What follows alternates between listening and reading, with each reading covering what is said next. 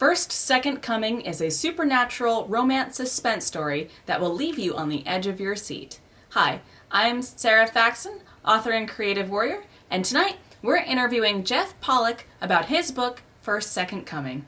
Jeff, welcome to the show. Thank you so much, Sarah, for having me. Jeff, I've been hearing all about your book on Facebook. It's everywhere. You're getting awards and reviews. You want to tell our viewers a little bit about First Second Coming? Well, sure. It takes place in Los Angeles in 2027 when Earth's new god arrives on the planet. As an employee of Milky Way Galaxy Incorporated, this god is trained as a planetary turnaround specialist, and the first thing he has to do is decide whether or not to include humans in his turnaround plan. So he puts mankind to a simple test, or at least he thinks it's a simple test. Within 60 days, if we can solve one global problem ourselves, we'll be included in his plan. And if we can't, we'll go extinct. The selected problem is the permanent elimination of religious violence. This is a test that lines up with the book's theme of tolerance, acceptance, and cooperation, and it was inspired by 9/11. The whole concept was inspired by 9/11. Now, the romance aspect of this comes through Ram Forrester and Brenda Lee Santamaria, the co-hosts of the Ram Forrester Show. God introduces himself to humanity by making a surprise appearance on the show, and then he beams it more worldwide. He designates Ram and Bren as his media representatives. They have to attend the convocation where the test is taking place, and that's at the LA Convention Center for those who are familiar with it. And he has to report, Ram and Bren have to report the progress or the lack of it on their show each night. They also have to outwit religious fanatics who seek to kill them for promoting a false god. Wow, there's so much happening in that. What an incredible story. I mean, there's so many different elements to it. And you mentioned that it was based on 9/11. I know that's not necessarily part of our original questions we had lined up, but I'd love to hear more about that if you wouldn't mind sharing. My law firm annually did conferences in New York and other cities where we had clients. We did this every May. The one in New York was done at the top of the World Trade Center. There's a conference facility up there, which, if I'm remembering correctly, was called Window on the World. So being there once a year, every May, we got to know some of the staff there. I had clients in the building who were part of my, my job as a partner in the firm to bring business in, and they came from there. And so when I watched the tower fall, I wasn't just being traumatized by the fact that, these planes hit the towers and collapse them, but also by the thought that these people that I know very well, or in some cases are just acquainted with, are potentially in that building and may or may not be surviving this thing. So it was a little bit more traumatic for me, I think, than it was for just, everybody else, because I had a personal connection to the building. Somewhere along the way, as I was watching all of this happen, this random thought came to my head about what we really need here on Earth is a new god, a planetary turnaround specialist. That thought just came, and I thought it went. It just actually didn't go. It buried itself in my subconscious, and 10, 11 years, 12 years later, as I was sitting here looking at a blank screen, thinking about what am I going to write for my first novel, the thought comes back, but it comes with Ram and Brenda Lee's name and their histories and a basic plot and 3 possible endings. So I'm just sitting here trying to type as much as I can in of what I'm basically telling myself or hearing whatever's happening, it's all coming out and it's all going on the page, and it's a basic outline done in 2 hours. Thank you for sharing that. And that's, of course, 9/11 was a horrific tragedy, and what we were able to pull from the ashes of that day. I'd really wonder how many other authors were inspired or artists touched by what happened that day to create. And as creative people, that's how we heal. And by putting our emotions or our stories or what have you onto the page, that's how we understand things. That's how we grow through things, or how we make things better, even if only within the pages of our book.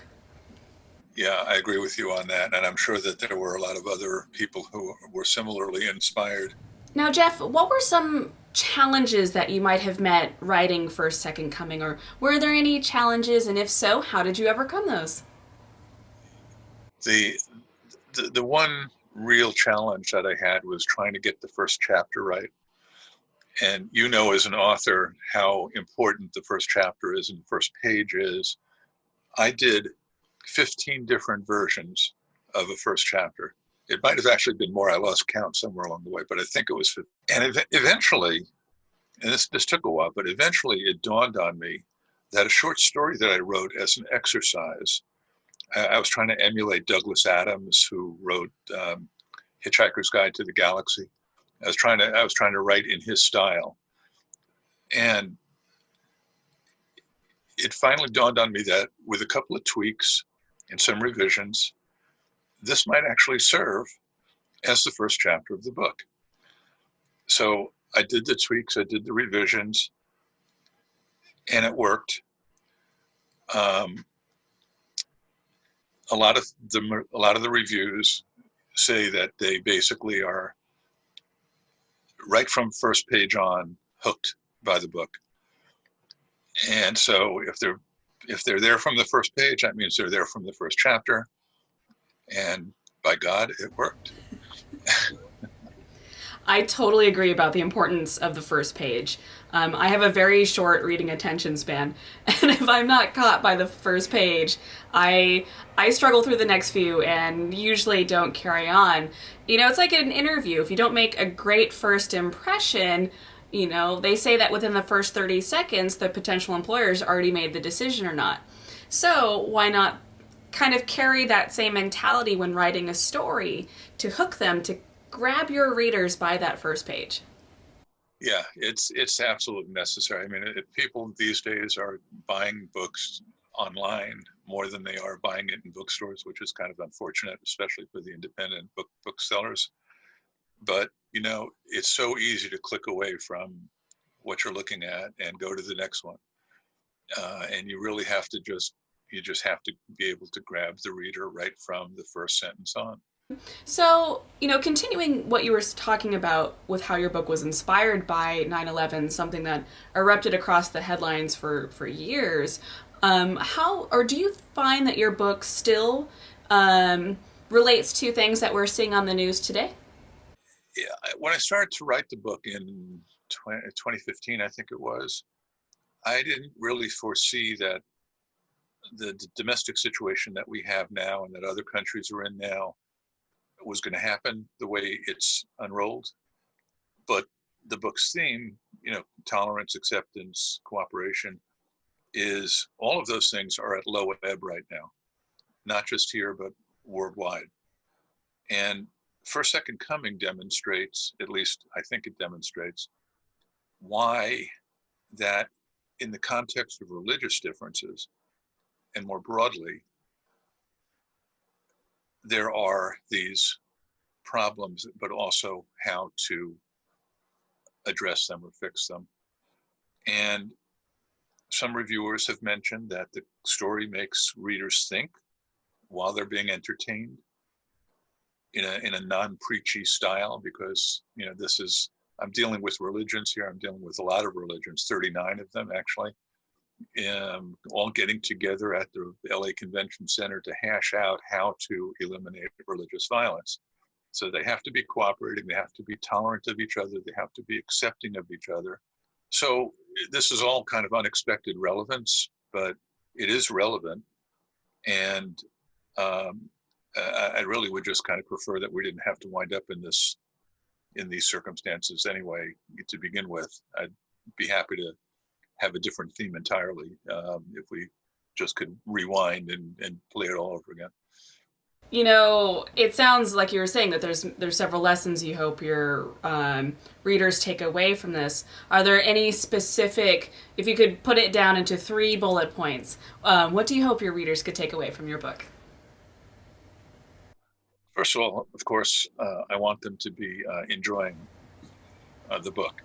But aside from that, I really would like readers to be able to understand that tolerance and acceptance and cooperation are all things that require active listening and sharing of experiences and not seeing people or assuming that people are enemies if they don't agree with you. It's really just finding common ground and agreeing if necessary to disagree if you can't find any such ground. I guess the only other thing I could say is we really do need a God right now who's a planetary turnaround specialist, because the things that are going on, require some supreme being's help if we're not going to be able to handle it ourselves. You know, it's interesting. Last week I interviewed Dr. Kerry Lowe about his book, Becoming American, and the entire theme of his story was very similar to yours, actually. He was, or he is, the descendant of Holocaust survivors, direct descendant, and he grew up during the Cold War. And he had a really intense moment between when he was a kid where his family was pulled over behind the Iron Curtain and they had a truck full of Soviet Union Army personnel stop them and tell them to, hey, hurry along. And eventually his father was able to sort of find a common ground between them. And it sounds like that's exactly what your book is, yes, we're all different. We have different political views, different religious beliefs or what have you. But at the end of the day, we all have something in common. And, I'm so happy that your book is following, your interview is following his, because that theme carries so beautifully together. And right now, in the political climate that we have and the state of the world that we have, getting that message out there right now is so important. And it's so true. If we could just find something as simple as, favorite flavor of gum or what have you, that bring us together, we've got to find those things and establish those connections. Yeah, we do, and we have to work at it. It doesn't come, it doesn't come easily. If you happen to bump into somebody who is not on your political wavelength, the easy thing that people do is basically just, toss them off, and they're not somebody I'm interested in. That sort of attitude. The better thing to do is to actually sit down with them, buy them a cup of coffee, and just talk through respectfully why you think the way you think and why he or she thinks the way he or she thinks.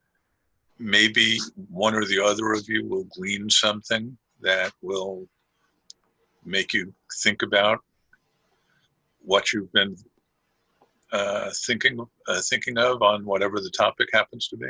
Maybe it won't happen, but you can at least part respectfully. And if that multiplies enough, eventually we have discourse on a countrywide basis, instead of basically just talking past each other and having two different conversations. That is some beautiful advice. And hopefully we'll start to see more and more of that as the weeks, days, months roll on. Now, guys, thank you so much for watching. Be sure to subscribe. Click that notification bell so you'll be in the know whenever our author videos, writing tips, book reviews, and author trailers come out. I will be sure to leave the link to Jeff's book in the description box below, so definitely check that out. And once again, Jeff, thank you so much for joining me. This was an absolute honor. Well, thank you, Sarah. It's been an honor to be here with you, and I really appreciate the invite.